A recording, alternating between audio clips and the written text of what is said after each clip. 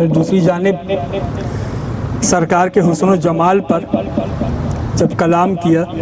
تو خسرو جیسا لطیف حس کا حامل اب وہ کس نزاکت کے ساتھ بیان کرتے ہیں، سرکار کی دربار میں عرض کرتے ہیں اے چہرہ زیبائے تو رشک بتانے آزری، آپ کا چہرہ اتنا حسین ہے کہ آزر کے بنائے ہوئے بت بھی دیکھیں تو رشک کریں۔ اے چہرہ زیبائے تو رشک بتانے آزری، ہر چند وصفت نی کنم در حسن زاں بالا تری۔ میں کتنی ہی آپ کے حسن و جمال کی تعریف کروں لیکن میری بیان کی ہوئی تعریف کم ہے، حضور آپ کا حسن زیادہ ہے، آپ کا حسن بلند ہے۔ اور پھر امیر خسرو کہتے ہیں آفاق ہا گردیدہ ام مہر بتاں ورزیدہ ام بسیار خوباں دیدہ ام لیکن تو چیزیں دیگری، میں نے آسمانوں کے گرد چکر لگایا، میں نے حسین سے حسین پیکر کو دیکھا، میں نے کائنات کی خوبیوں کو یکجا کر کے دیکھا لیکن تو چیزیں دیگری، جب آپ کو دیکھا تو آپ سب سے ہی الگ نظر آئے، آپ سب سے ہی الگ نظر آئے۔ اور اب خسرو کے اندر کا عشق، خسرو تو عشق کا سمندر ہے نا، اب خسرو کے اندر کا عشق کہتے ہیں من تو شدم تو من شدی، من تن شدم تو جان شدی۔ اب یہ ہے شدت عشق کی، من تو شدم تو من شدی، من تن شدم تو جان شدی، میں تو بن جاؤں تو میں بن جائے، میں جسم بن جاؤں تو اس کی جان بن جائے۔ من تن شدم تو من شدی، من تو شدم تو من شدی، من تن شدم تو جان شدی،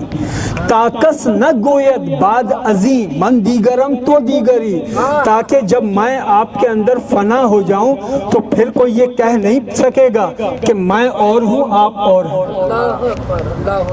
میں چاہتا ہوں میں نہ رہوں، بس آپ ہی آپ کے اندر یہ خسرو مٹ جائے، آپ میں فنا ہو جائے، آپ میں فنا ہو جائے بس۔ حضرت امیر خسرو علیہ الرحمہ نے جہاں یہ اسالیب شعر کے سکھائے، وہاں اختتامی بات، اب بات کی تلخیص، وہاں امیر خسرو ایک جانب محبوب الہی کہ حسن و جمال،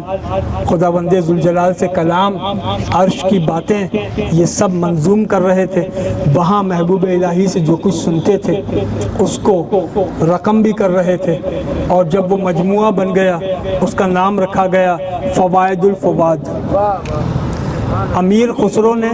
صرف منظوم کام نہیں کیا، امیر خسرو نے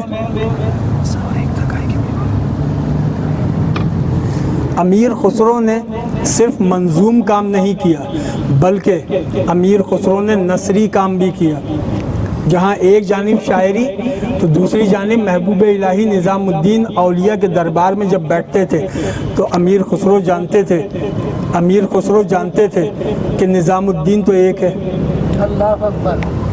نظام الدین تو ایک ہے، میں نے تو نظام الدین اولیاء کو پا لیا۔ یہ اگلی نسلیں جب اگلی نسلیں نظام الدین اولیاء کا ذکر سنیں گی تو یہ سوچیں گی تو ضرور کہ کاش ہم نظام الدین کے دور میں ہوتے، کاش ہم نظام الدین اولیاء کے دور میں ہوتے تو ان کی مجلس میں جا کر بیٹھتے، وہ درس دیتے ہم سنتے۔ تو امیر خسرو نے اس خیال کو پیش نظر رکھا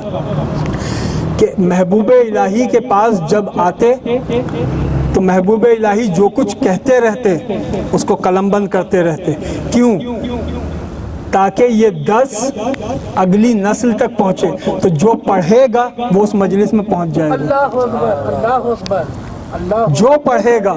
وہ نظام الدین اولیاء کی اس مجلس کا نام فوائد الفواد۔ جب درس لکھے تو کس طرح لکھے؟ ہر درس کے آغاز میں آپ چیک کر لیجئے گا، وہ بتاتے ہیں کہ آج یہ دن ہے، یہ تاریخ ہے، تاریخ بتاتے ہیں، دن بتاتے ہیں، وقت بتاتے ہیں، صبح کا وقت ہے، ظہر کا وقت ہے، عصر، مغرب، عشاء، رات گئے، کون سا وقت ہے، وقت بتاتے ہیں، دن، تاریخ، وقت یہ بتاتے ہیں۔ اور پھر کہتے ہیں یہ بندہ نظام